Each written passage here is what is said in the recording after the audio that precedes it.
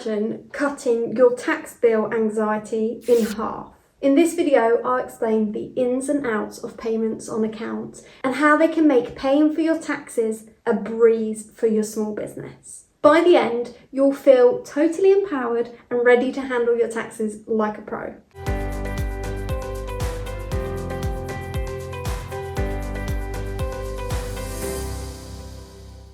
Managing your taxes as a small business owner does not have to feel overwhelming, and it does not always mean that you have payments on account. In this guide, I'm going to explain what payments on account are and help you understand the important parts of tax management for your small sole trader business.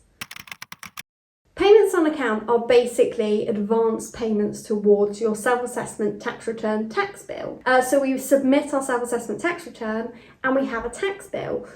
Now, HMRC uses this system to help self-employed individuals to be able to spread their tax payments throughout the year. This way, you don't have one large tax bill at the end of the year. This makes it so much easier to manage your cash flow and spread out the financial burden and promote better tax budgeting. But that is if you're doing it correctly. Now, you might need to make payments on account if you're self-employed, so it includes sole traders and partners in a business partnership. You may also need to make payments on account if you have additional income. This could be from renting out property, investments, and other types of untaxed income where you owe more than £1,000 in tax. This again will appear on your self-assessment tax return. You also may need to make payments on account if your tax isn't collected automatically. So if you have significant untaxed income that's not covered by PAYE, pay as you earn, then again it may come under payment on account. You need to know the deadlines for when to pay your tax bill. It's essential because otherwise you're going to build up penalties and then you'll build up more interest, and that is not the place we want to get to. So get your diary out and get it in there. So the first instalment is due by midnight on the 31st of January. This does not mean that you leave it until midnight on the 31st of January or any time in January for that matter. It's exactly the same deadline as your self-assessment tax return. So that's the first instalment, which is 50%. The second instalment is by midnight on the 31st of July. Again, you do not need to wait until this date to submit it. You can do it much earlier. You also do not need to wait until this date to pay. But I would highly recommend submitting it a long time in advance, especially before your July payment. HMRC looks at your previous year's tax bill to estimate your future income.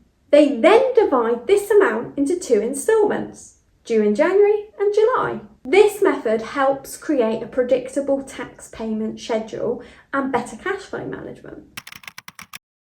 Calculating payments on account is simple. Divide your previous year's tax bill into two equal parts.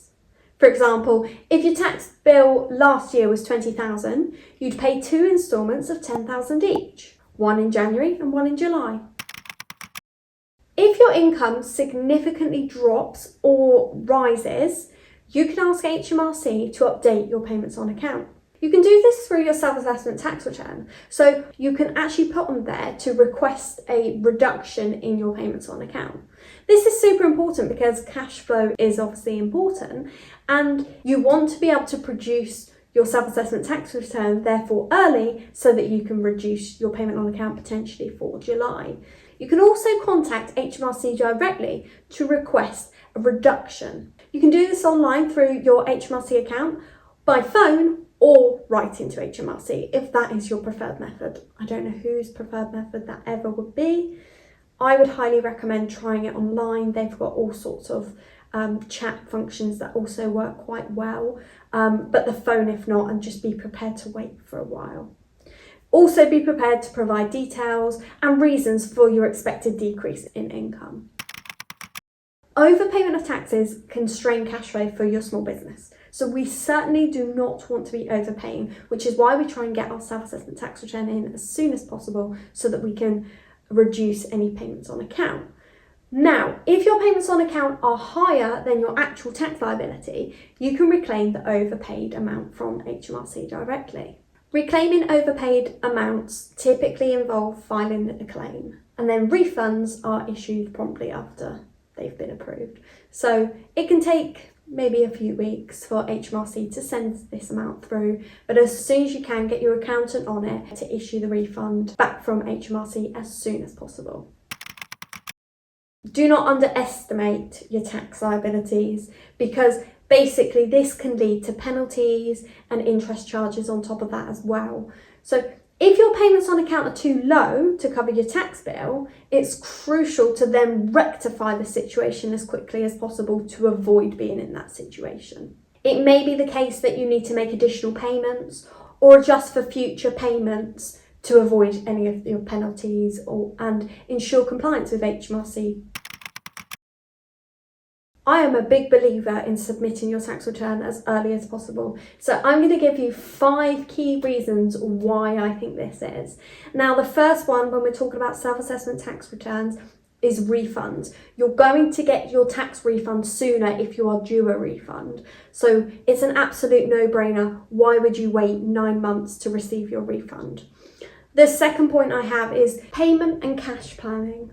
You're going to have more time to plan and set aside the funds. Tax planning, more time for efficient tax planning. This is fantastic for your accountant. Error reduction. There's less chance of mistakes if we get it done nice and early. We remember things that happened recently. We're not going back years and years. It's all really fresh information. So the chance of having mistakes is a lot lower. Accountant availability. Your accountant has more time to help you accurately. If you go to your accountant at the end of January, most accountants are going to be completely swamped. So it's really important that you get ahead of it as soon as possible so that your accountant has that availability as well. HMRC's website has loads and loads of information, so I'm going to link down below any relevant pages that I think might help you guys in the description. But as always, for personalised advice, consider reaching out to a tax professional, just like us at Simplex Accounting. Thanks for sticking with us to the end of this video. I hope you feel so much more confident now about actually being able to manage your tax payments and actually understanding what payments on account are. It feels like a lot in the first year because as soon as you hit £1,000, you then need to pay not just 100% of your tax, but 150% of your tax. So it can feel like a lot. But I want to make sure you're aware that this is the first year problem and going forward, everything is perfect. Check out the links in the description for more detailed information and resources on payments on account. If you have any questions at all or you need a bit of personalised advice, please do comment down below or reach out to me directly. You can find the links below to book in a call. We can have a chat. We're here to help at the end of the day. Thank you so much for watching and I'll see you in the next video. Bye.